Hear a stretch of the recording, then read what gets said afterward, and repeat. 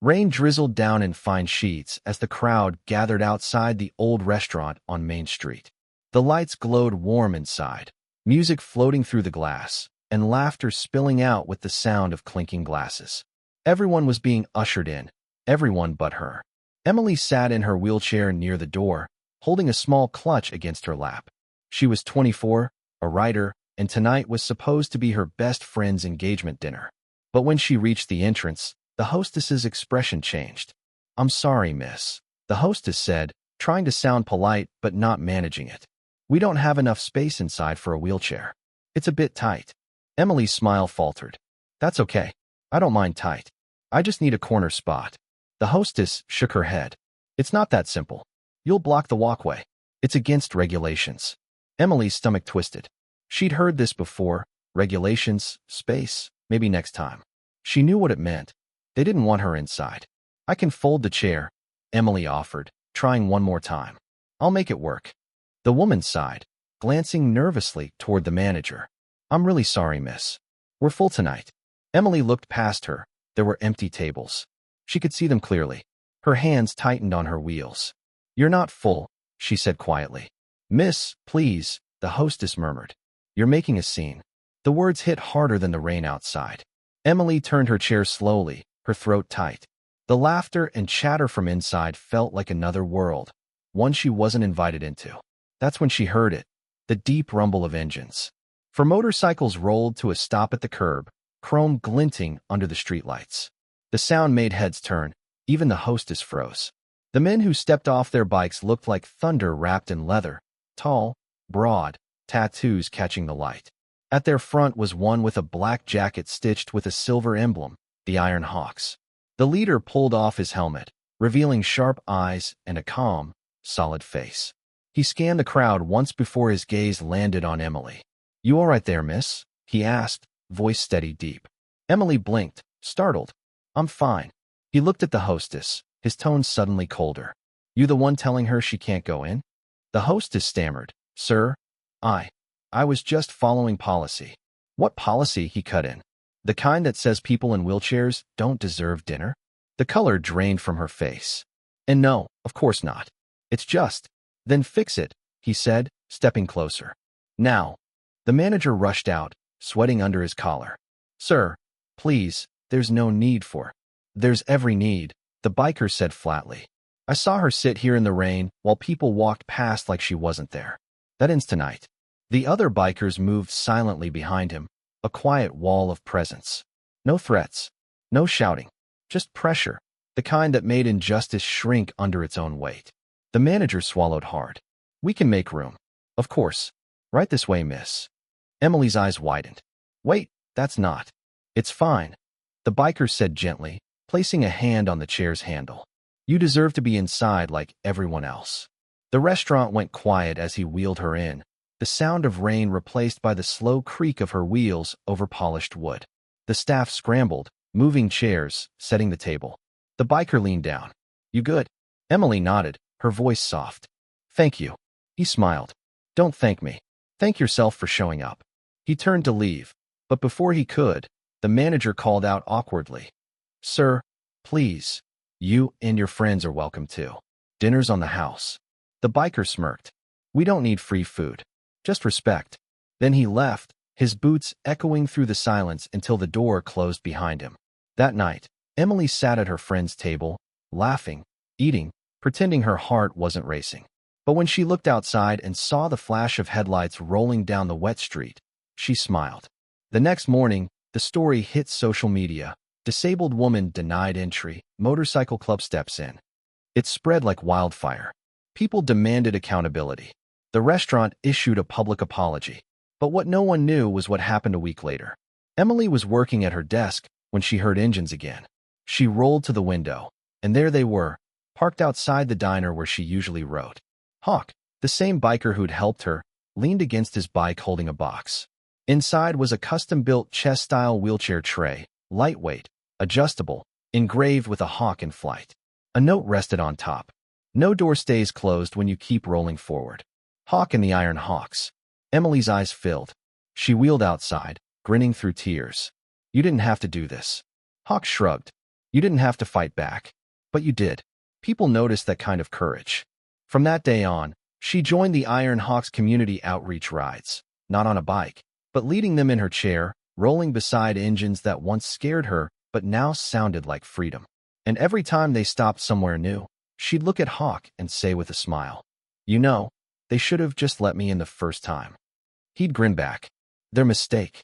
Now the whole world knows your name." That night changed everything for Emily and for the town. The story of the woman in the wheelchair and the biker who spoke up had gone viral. News channels ran it for days, calling Hawk the man who stood up when others stayed quiet. The restaurant that had turned her away shut down for renovations, but everyone knew it was really shame. Emily tried to go back to her quiet life, but life had other plans. A week later, she got a call. The voice on the other end was deep, familiar, and calm. "Morning, Miss Emily." "Hawk." He chuckled. "Didn't think you'd remember my voice that easy."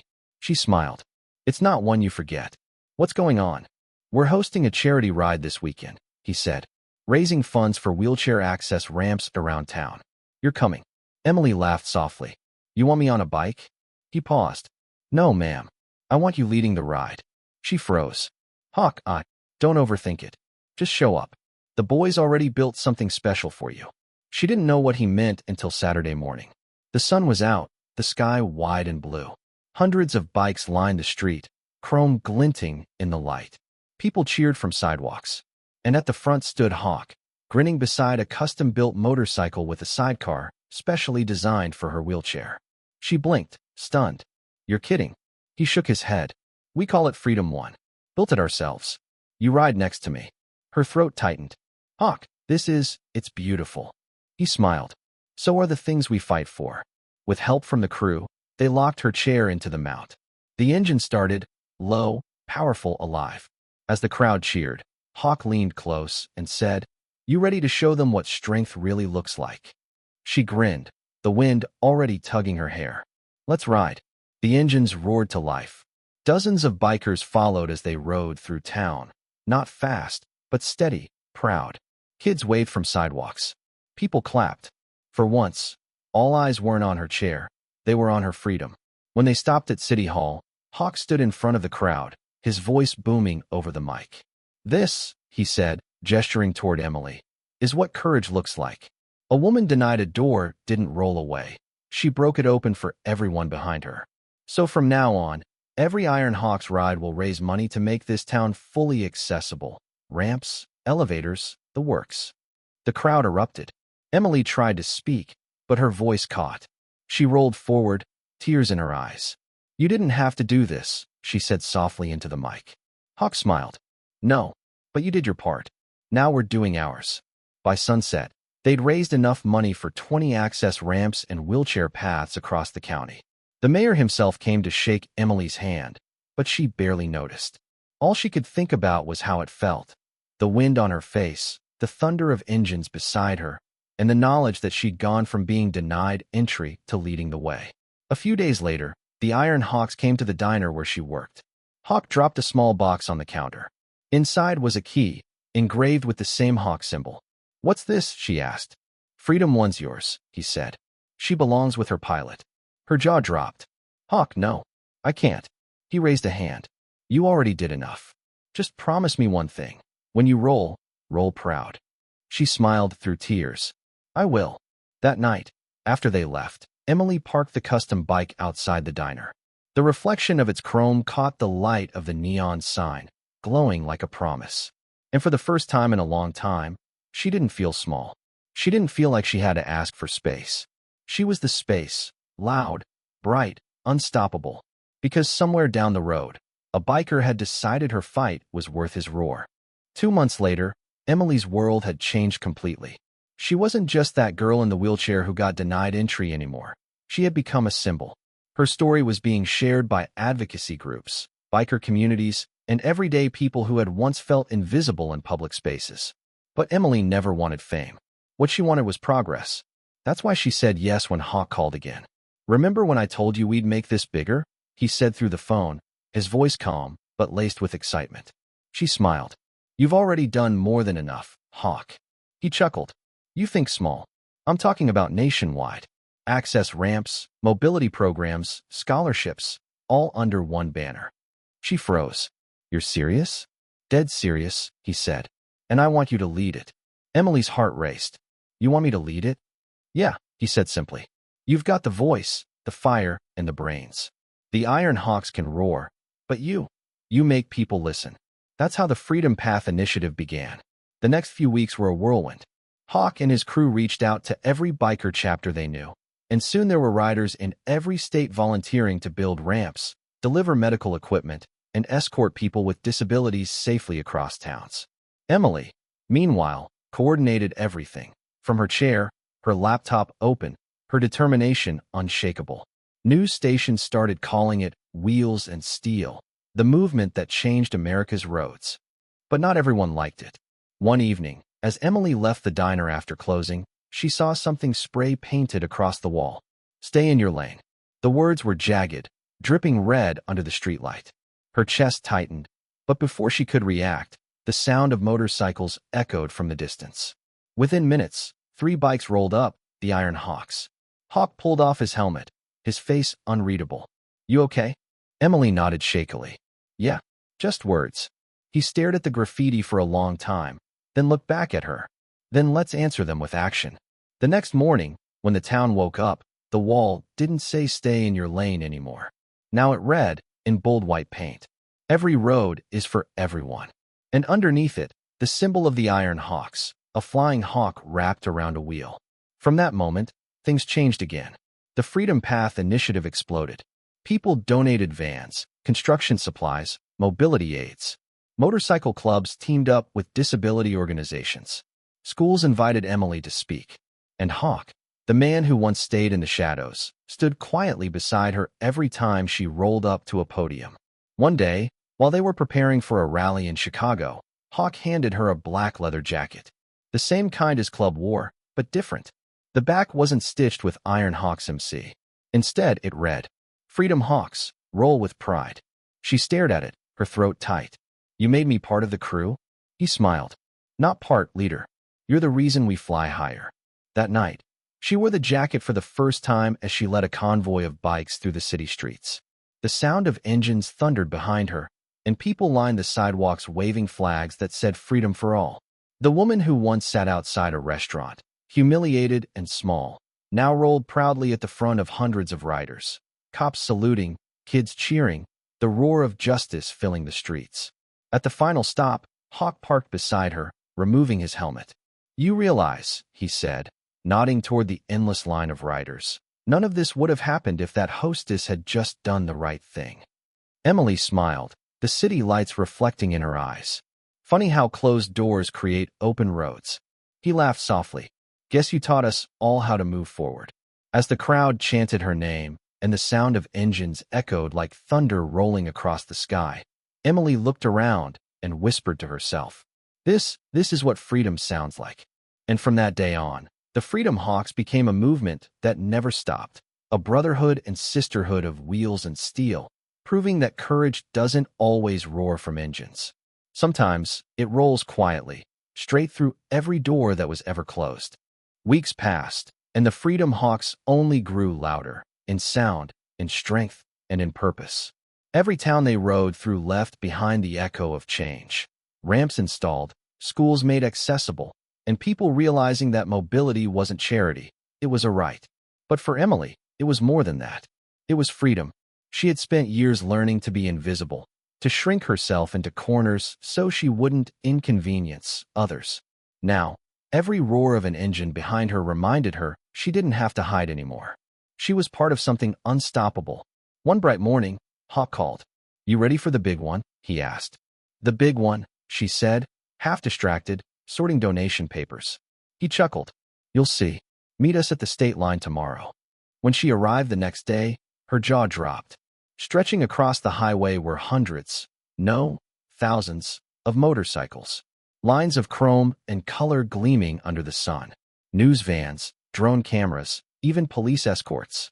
At the very front was Hawk, his jacket freshly patched with Freedom Hawks, National Ride for Equality stitched in bold silver letters. He turned as she rolled up in Freedom One, smiling under his sunglasses. Didn't I tell you it'd be big? Emily grinned. You undersold it, as usual. He laughed. We're riding coast to coast. Every state, every city, every restaurant, store, and public place that ever told someone like you can't come in. We're showing them that we're not asking for entry anymore. We're taking it. She stared at him. Hawk, this is massive. He nodded. Good. So's the problem. That morning, the ride began. Engines rumbled like a wave of thunder rolling over asphalt. Emily led at the front, her flag fluttering behind her. Every door, every road, for everyone. People cheered from overpasses. Families waved handmade signs that said, Thank you, Freedom Hawks. Kids with mobility aids lined the sidewalks, holding tiny toy bikes in their hands. For days, they rode, through cities, through open fields, across bridges where the sound of their engines echoed like a heartbeat for everyone who had ever been left outside. By the time they reached Washington, D.C., the movement had a name on every news channel, the Ride of Equality. The mayor invited them to the steps of the Capitol. Hawk spoke first, his voice deep and commanding. I'm a man who's made mistakes, he said. But this world doesn't fix itself until someone decides to stop waiting for permission. So we stopped waiting. Then he gestured to Emily. And this woman, she reminded me that bravery doesn't come with noise. It comes with persistence. Emily rolled forward, facing the crowd of thousands.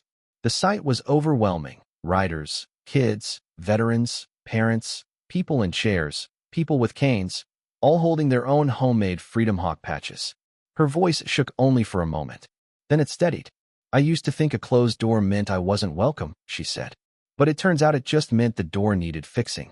So we fixed it. Together. The crowd erupted. Cameras flashed. Hawk's men cheered loud enough to shake the ground. That night, when the crowd dispersed and the city lights glittered like stars caught in glass, Hawk found Emily sitting quietly beside Freedom One. You did it, he said softly. She smiled. We did it. He tilted his head. You realize this doesn't end here, right? I know, she said. But now, we have a road to follow. He chuckled. That we do. Before leaving, he reached into his jacket and handed her a small metal key. What's this? She asked. Your own chapter, he said. Freedom Hawks, East Division. You're the president now. Her breath caught. Hawk, I can't. He shook his head. You already have. I'm just catching up.